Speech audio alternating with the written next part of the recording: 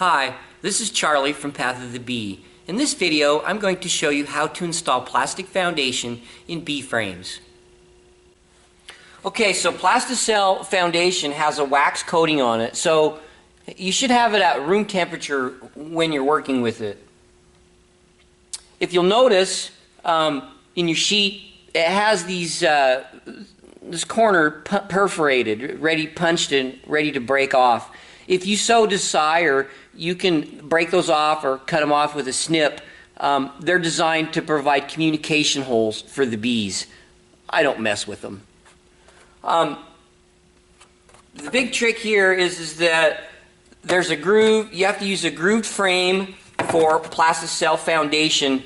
And how I always put it together is I just stick the communication hole marks in the bottom groove, hold it against the top, use my thumbs, and force it in.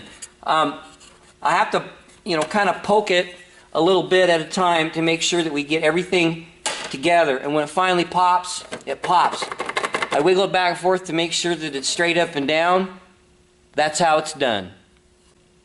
The nice thing about Plasticell is that, say you have to do a cutout or remove some bees from a wall or out of a tree or something, you could just, if it hasn't been pulled, you can just pop it out, and then here's your frame, and you could put your foundation in or your cutout comb in with your rubber bands.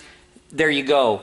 Also, if you're a fan or want to experiment with having the bees pull out their own comb, natural comb, you could get a paint stick from a hardware store or some popsicle sticks and glue them in this top groove, just where they protrude a little bit, give the bees a kind of a starter strip, and that'll work. But so that's a nice thing about Plasticell, is it allows you a little bit of other options with your frames.